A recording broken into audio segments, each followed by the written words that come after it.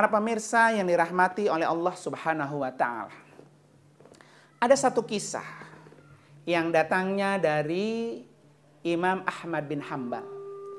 Beliau ini adalah seorang ulama besar, ketakwaannya yang sangat luar biasa. Beliau ini juga orang yang sangat sepuh. Beliau juga adalah orang yang sangat faqih, memahami ahli fikih. Suatu saat beliau mampir ke satu masjid dan ingin sekali beliau untuk melakukan istirahat. Tetapi ketika beliau sampai di masjid itu, kemudian beliau beristirahat.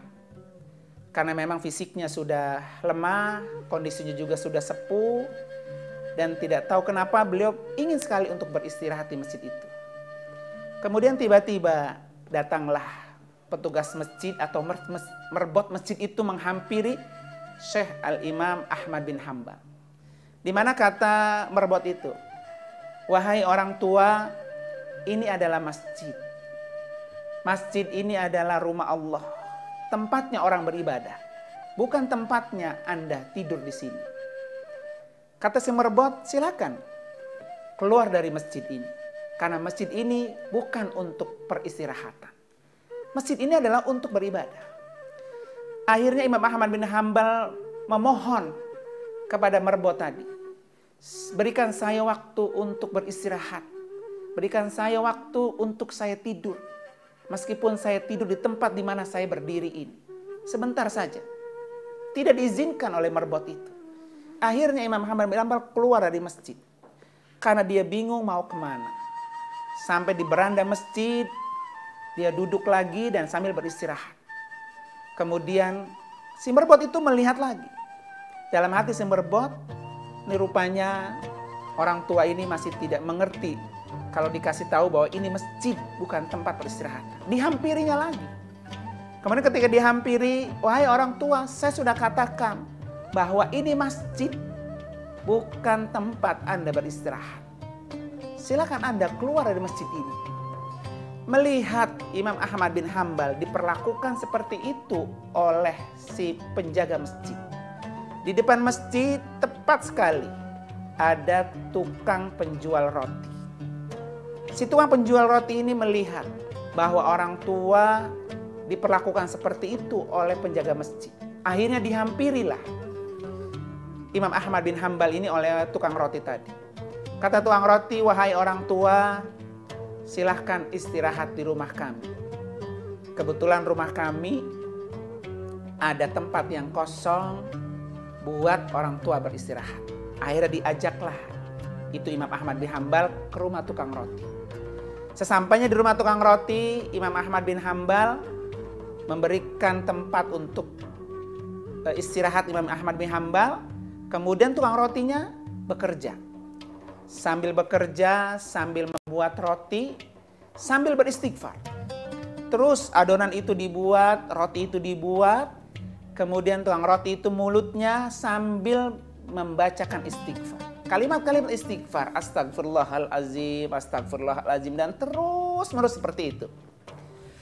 Imam Ahmad bin Hanbal yang sedang beristirahat sempat berheran.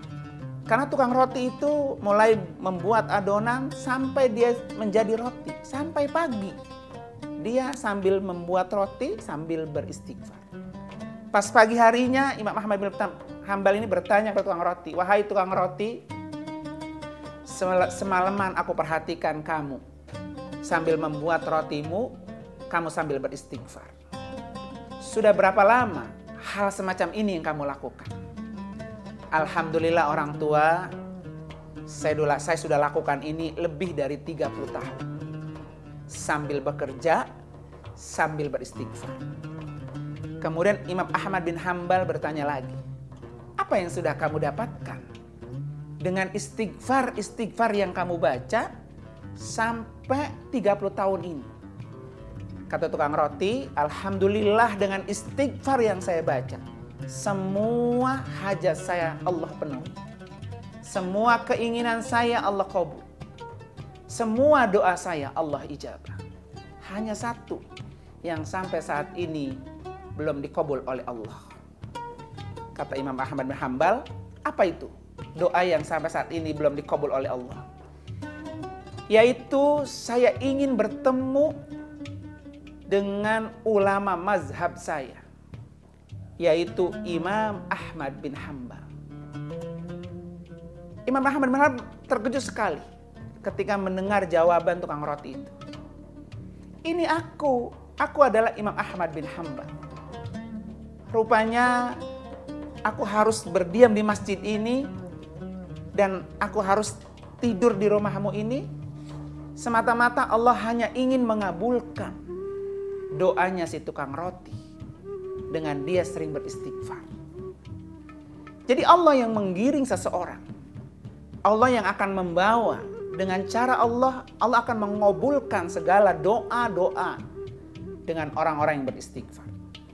Nah, karena itu para pemirsa yang dirahmati oleh Allah Subhanahu wa taala, jika doa-doa kita, jika hajat kita, keinginan kita semuanya ingin dikabul oleh Allah, ingin diijabah oleh Allah, maka salah satu kuncinya adalah dengan beristighfar. Karena itu Nabi sudah mengatakan, man lazima al istighfara ja'alallahu lahu min kulli hammin faraja wa min kulli dhaikin makhraja wa yarzuquhu min haitsu la yahtasib. Jadi siapa orang yang membiasakan terus-menerus dia beristighfar setiap saat, sambil bekerja, sambil duduk, sambil istirahat, sambil dia bertani, sambil dia memasak, sambil dia melakukan aktivitas lainnya, sambil mengetriska pakaian, sambil menyapu dan sebagainya, tapi mulut kita selalu beristighfar, maka janji Nabi, dia akan Allah berikan segala kesulitannya menjadi mudah. Dan segala kesulitannya akan Allah berikan jalan keluar. Jalan keluar inilah yang kita tunggu. Karena ketika kita mendapatkan kesulitan, mendapatkan musibah, kadang-kadang kita suntuk, kadang-kadang juga kita bingung. Kenapa nasib saya seperti ini?